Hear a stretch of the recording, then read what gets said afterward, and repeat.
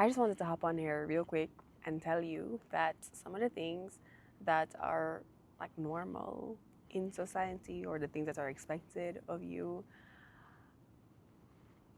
are not things that you need to bend over backwards to do, especially if you're neurodivergent, because that will exhaust you. It will exhaust you. And what I'm talking about today is eye contact. Now, I'm not saying that eye contact is bad or unnecessary or not useful, or if you're neurodivergent, you should just not look at people. I am saying that if you are, it can be difficult. It can be difficult. Now, let me just pop in a quick disclaimer here. I am not diagnosed officially with any form of neurodivergence. I just kind of suspect that the brain's a little bit spicy, and if you know me for a long time or a short time, you can probably tell that the brain's a little bit spicy, but whatever. I am planning to get like a formal session or a formal assessment with a psychiatrist to see if there is some type of provisional diagnosis to be had. But in the meantime, I have seen where other neurodivergent folks will talk about their experience, and I'll be like, oh, that's interesting. And I know it's confirmation bias, and I know that I can't say, oh, I have A, B, C, D, E, F, G, H, D. I can't say that until I am diagnosed. But I do have my thoughts and have my ideas. And the brain is a tiny bit spicy. That much I can say, right? So if you're not neurotypical, wherever you fall on that spectrum, one of the things that can be really difficult that other people might not find to be like a big deal is eye contact. And what made me want to think about this and talk about this is that I work in a job. I work in healthcare. I am a doctor and I'm seeing like a bunch of people every day. Some of them in their like appointment in a full one-on-one consult, and then some of them I'm seeing like in very large volumes doing a kind of screening or triage process, and that can be very tedious. Like talking to that many people, like sometimes it's upwards of 50, not 50 persons in like a deep one-on-one consult, but maybe 40 to 50 in the triage process and a few in their appointment. That's a lot of humans. And usually when somebody comes to their doctor, they have a problem that they want to be solved, and you want to solve the problem and you want them to feel like the problem is solved, which requires co-regulation. Co-regulation requires being open to sharing your space and quite literally your nervous system with someone. It involves an open body posture, eye contact, all of these things that let someone know that you're listening to them, that you're paying attention to them, and that you are being empathetic when they're like sharing their concerns with you. That requires energy. It requires energy, and it's a beautiful field to be in. And I have found that it's co-regulatory for a reason. Often I'll find that if I feel better at the end of the consult or the session and they feel better, both of us leave like better off. But sometimes it's not really like that. Sometimes it can feel like, I don't want it to feel like people are taking much from me, but sometimes it can feel like, what's the word? It can feel lopsided, it can feel uneven, it can feel disproportionate. So at the end of the day, I might end up feeling depleted, and the patients or everybody else who have helped might feel better, which is like, you know, if you're in healthcare or if you're in any helping profession, you can't deplete yourself. You have to find ways to either tap into a regenerative source or pause or slow down or do less or see less to feel like you have enough of a capacity to stay open to co-regulate with people. That's very important. So that can be very difficult if you are neurodivergent. It can be difficult if you're a woman. It can be difficult if you're a woman with neurodivergence. Okay, the nervous system is very complex. She's very sensitive, and we have to tend to her. So one thing I realized about myself is that, well, one, I'm ovulating right now. And I do feel more open to co-regulation when I'm ovulatory. So I had an experience with yesterday with seeing maybe upwards of 50 patients. Most of them I noticed I was okay with giving eye contact to them during our consult, but like not for the whole time. I would give them eye contact to welcome them in, then I would shift away and then ask some questions and then decide like what to do next. If I needed to open up and co-regulate with them more, then I would give them the open posture and give them the eye contact and all that stuff. But it wouldn't be continuous, or else I feel like I would have been depleted at the end of the day.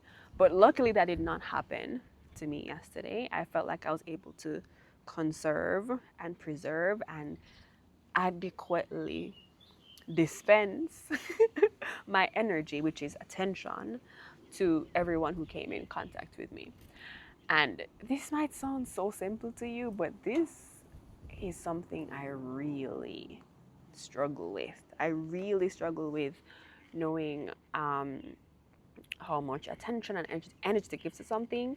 And then I also struggle with, like, laying it all out for someone. And I'm like really trying my best, and then it just keeps taking more and more and more. It feels exhausting. And then that's where boundary setting comes in.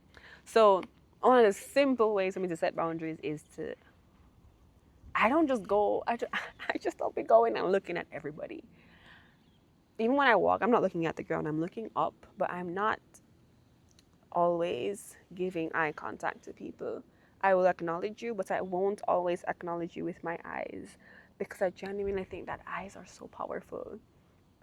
I don't have the words to explain it, and I can only try to explain it because I know it's something that I feel. Eyes are very powerful, and if I put my eyes somewhere, I'm putting my attention there, and that's very powerful. And I kind of only want to put my attention somewhere where I have the capacity to keep it, where I feel like if I put my attention on you, um, nothing is being taken from me that I can't afford to give. And also, if I put my attention on you, maybe I get back something in this whole like co-regulatory environment, right? So I budget eye contact, which sounds so strange, but I think it's very necessary for me to survive in the current role that I'm in, where I'm doing all this human interaction, and I kind of want to be pleasant during it. I don't want to mask and be like, "Oh, hi, how's your day?" I want to be pleasant. I don't want to pretend. I don't want to be like, okay, now that's done, I can just be myself. I want to be myself and be pleasant and not feel exhausted at the end of the day. And so I find I have to be very intentional with how I am doing things that require me to spend energy. And eye contact for me, whew, it's intimate, it's vulnerable, and it requires capacity. And having capacity for 50 humans in a day is, it's something. It requires strategy, okay? And I think I mentioned this earlier as well, that I did pretty well with giving everyone eye contact, not for the entirety of the time they were spending with me, because I did need to look away to either use my computer or to write down something that they were telling me. But for the most part, I wasn't actively avoiding anybody, like completely, like not looking away. If I'm doing this, I know that I have no energy left. So I did notice that it was quite a bit easier for me yesterday than it normally would be, and I think it might have something to do with ovulation. So if you've watched any of my other videos, or if you're into the whole female nervous system and somatics thing, you might have seen somewhere on the internet that our nervous system fluctuates with our menstrual cycle. And so when you're ovulating and you have higher amounts of estrogen, you're likely to feel more pro-social, more open, and more oriented to the needs of others. So I found that because I was ovulating, or it just so happened that while I'm ovulating, I had great capacity. Like I could talk to, like I would be on the 50th person and still laughing with them. Like that's not a normal day for me at all. When I'm closer to luteal and menstrual, I'm actually exhausted. I don't really have it in me to talk to 50 people and really be pleasant with them for the whole day. So I found that to be interesting. It's interesting to know that because I was ovulating, I had way more capacity to direct my energy and my attention to more people consistently throughout the day by using my eyes. But really, I wanted to make this video to tell you that if you're spicy at all in the brain, if you're neurodivergent, sometimes the things that people consider to be normal are just probably gonna be difficult for you. I thought of this because a few weeks ago at work, we had a meeting, and one of the presentations during the work meeting was from the customer service department, and they kind of went through the different gestures that would signal the nonverbal communication and gestures that would signal to a client that you're giving good customer service. So, a whole open body posture, smiling, eye contact, things like that. And I'm like, this is all fine and dandy, right? But how much of this would you really expect from a normal human on a normal day? And are they supposed to do that every single day? Like, is that how you're supposed to show up every single day for every single person? And in the system in which I work, the answer is yes. And as somebody who probably is neurodivergent, but even for somebody who's neurotypical, I don't think that's reasonable, especially if you're a woman and you're cycling and you're luteal or you're menstrual. I don't think it's reasonable to expect the same level of outward pro-social activity every single day. So I just found that to be quite unrealistic. Useful information to have, but definitely an unrealistic standard to set. So if you're luteal or you're menstrual, or if you're a neurodivergent woman, just know that the things that other people might find to be normal, respectable, expected of you in your job, they could probably, hello, I'm making a video. They could probably be more difficult for you. And so I want you to understand that I got distracted, but I'm getting back to it. I want you to understand that maybe you don't need to play by those rules. Maybe you just need to be a little bit more spicy in the brain. If you don't want to give eye contact, don't be rude. But if you really feel like you need to avert your eyes to conserve your energy, do that. Give yourself permission to do that. Because at the end of the day, if you override what your body is telling you, at the end of the day, you're going to feel the symptoms of that. You're going to feel the impact. You're going to feel drained.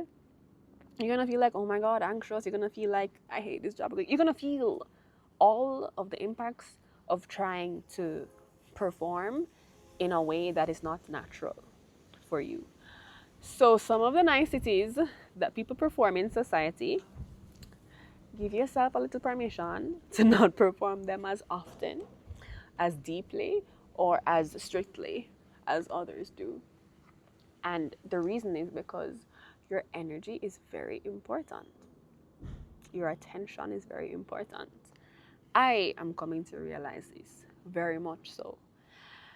And so if you feel like there's not enough, you're not getting enough in response for the energy that you're extending, then pull back a little bit, conserve a little bit. And there's another deeper layer to this too. It's not just to say that, okay, be selfish with your energy. I'm not just saying that. I'm not saying it's selfless to be able to have the capacity to co-regulate for that many people. There's a deeper layer. I think, if you access a source of that capacity deep within you, which I think we can do through nervous system work, through building for women, through building a relationship to oxytocin. Once you have built that so deeply that you have this, you have access to this ever generating, constantly regenerative source of capacity, then sure, be as open and pro-social as you want to, but still bear in mind that you're not going to be like that all the time. You're not going to be your ovulatory self and your follicular self all the time. There will come a time when you will need to pull back your energy, withdraw, conserve, go inward, shed, and then come back out again, like, spring.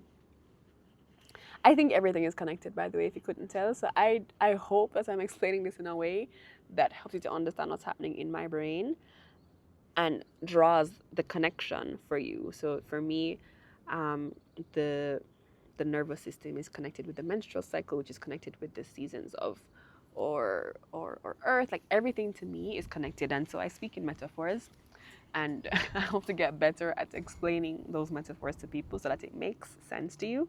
But the main takeaway from this video is that if you're neurospicy, give yourself permission to not do what the neurotypicals do, okay? Otherwise, you will exhaust yourself. You'll come home from work like needing to decompress for 2 hours and like not knowing what to do with yourself. You'll spend the whole day putting on this performance, like doing all these tasks and really helping people, by the way. Like people do feel like you've paid attention to them, you've regulated them, but at the end of the day, you feel drained and depleted. It requires a completely different playbook for you. So please give yourself the permission to be a little spicy, to be a little off. The person who doesn't give as much eye contact. That's me. That's me. I don't just give eye contact to anybody, but when I do, it's very valuable. I'm there with you. I am offering myself to you, and that is valuable and expensive and precious and human and vulnerable. I don't have the capacity to be that for everyone and with everyone right now, and that's okay. So, if you made it this far, let this be your permission. Thank you for listening. I'll see you in the next one.